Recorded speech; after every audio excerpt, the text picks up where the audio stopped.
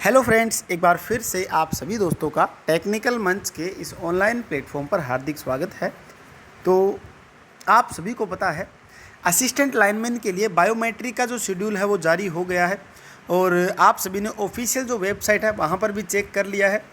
और ये जो है वो 15 से लेकर 21 तारीख तक। सबसे पहले मैं आपको ऑफिशियल जो वेबसाइट है वहाँ पर चेक करवाता हूँ कि इनका शेड्यूल वहाँ पर क्या अपलोड किया है नहीं किया। उसके बाद मैं आप सभी को बताऊँगा कि कौन कौन से डॉक्यूमेंट इसके अंदर चाहिए और कौन से डॉक्यूमेंट इसके अंदर आपको लेके जाने हैं। नो जॉब सर्टिफिकेट है, उसका भी काफ़ी बड़ा मुद्दा बना हुआ है, ये भी मैं आपको क्लियर करूँगा।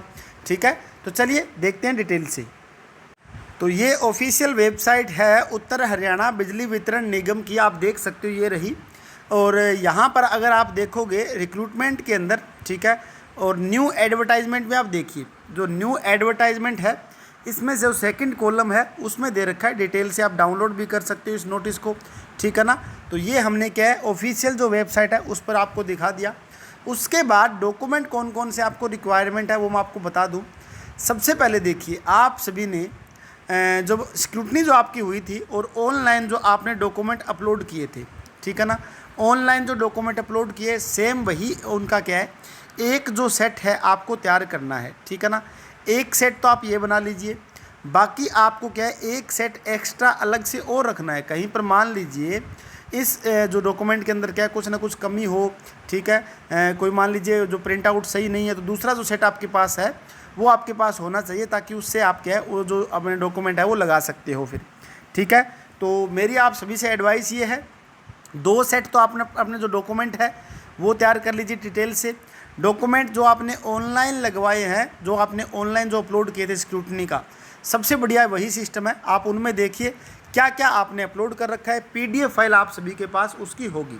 ठीक है ना, जब आपने ऑनलाइन जो अपलोड किए थे तो उस टाइम आपके पास पीडीएफ फाइल आई है, तो उस पीडीएफ फाइल में चेक कीजिए सबसे पहले कौन सा फॉर्म लगाया है, उसके बाद आपने क्या लगाया, तो डिटेल से आपको वहाँ पर मिल जाएगा। ठीक है, तो 2 सेट तो आपके ये हो गए। उसके बाद एक सेट आपको ओरिजिनल जो आपके डॉक्यूमेंट है वो भी साथ में ही लेके जाने हैं। ठीक है ना, तो ओरिजिनल आप साथ में लेके जाइए, ताकि वहाँ पर क्या है वो ओरिजिनल भी आपका चेक कर सकते हैं।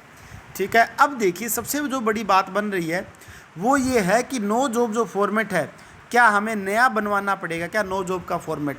तो मैं आप सभी को बता दूं, नो जॉब जो हमारे पास फॉर्मेट है वो नया बनवाने की कोई ज़रूरत नहीं है, क्योंकि आप सभी ने जब डीवी करवा के आप आए हो, ठीक है ना, उस टाइम आपने क्या किया है, उस फॉर्मेट को आपने नो जॉब वाला तहसीलदार से साइन करवा के आपने बनवाए होगा। ठीक है ना, वैसे फर्जी नहीं होगा बच्चों के पास, तहसीलदार से साइन करवाने के बाद ही लगभग सभी ने क्या है वो वहाँ पर सबमिट करवाया है।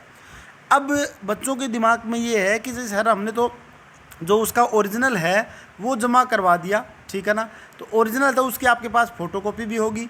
अगर फ़ोटोकॉपी है तो बेस्ट रहेगा बिल्कुल। ठीक है ना, अगर आपके पास फ़ोटोकॉपी है तो आप फ़ोटोकॉपी लेके जाइए, कोई दिक्कत नहीं है।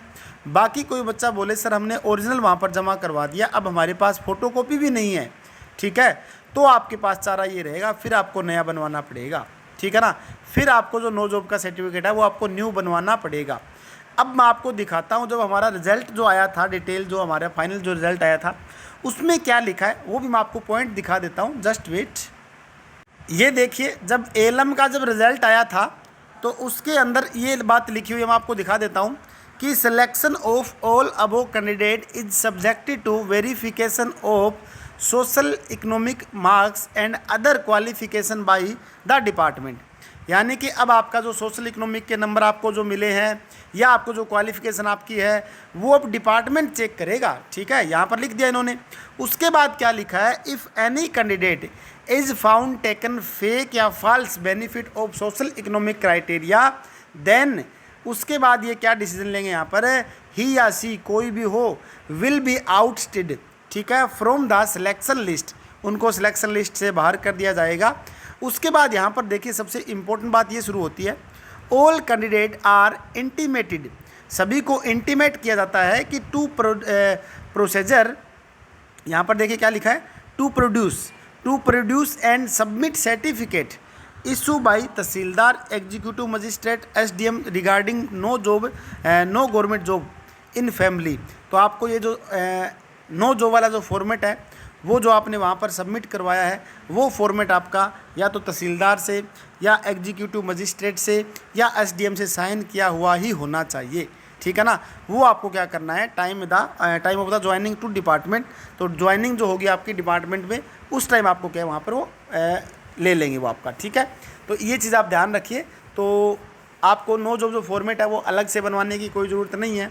आपके पास जो फ़ोटोकॉपी पहले की पड़ी है, ठीक है ना, तो नो जॉब फॉर्मेट की जो आपके पास फ़ोटोकॉपी है वो आप लेके जा सकते हो। अगर किसी के पास फ़ोटोकॉपी भी नहीं है, ओरिजिनल भी नहीं है, तो आप क्या है फिर आपको नया बनवाना पड़ेगा, ठीक है। डॉक्यूमेंट आपके सारे मैंने बता दिए, जो आपने अपलोड कर रखे हैं वो सारे डॉक्यूमेंट है। एक बार मैं थोड़ा सा आपको रिवीजन करवा देता हूँ। सबसे पहले क्या करना है आपको, सबसे पहले आपके पास जो 10th की डीएमसी है वो आपके पास होनी चाहिए। अगर किसी के पास +2 की है तो वो आपके पास होनी चाहिए। फिर आपके पास जो आईटी है वो होनी चाहिए। उसके बाद किसी के पास हायर क्वालिफिकेशन है तो वो आप करवा सकते हो। हरियाणा जो रेजिडेंस का जो प्रूफ है एचआर का, ठीक है ना, वो आपके पास होना चाहिए। उसके बाद किसी के पास कोई कास्ट सर्टिफिकेट है, बैकवर्ड यानी कि बीसी है, एससी है, वो आपके पास होना चाहिए। उसके बाद आपके पास जो नो जॉब का जो फॉर्मेट है वो आपके पास होना चाहिए, ठीक है ना। तो ये जो ओरिजिनल डॉक्यूमेंट है वो आपके पास होने चाहिए। साथ में क्या है, इनके आपको 1-2 सेट है वो तैयार करवा लेने हैं, ठीक है। तो फिर भी कोई डाउट हो आपके दिमाग में तो आप कमेंट सेक्शन में ज़रूर लिखें, बिल्कुल आपका डाउट जो है वो क्लियर किया जाएगा। तो अभी के लिए इतना ही, मिलते हैं next. Thank you very much.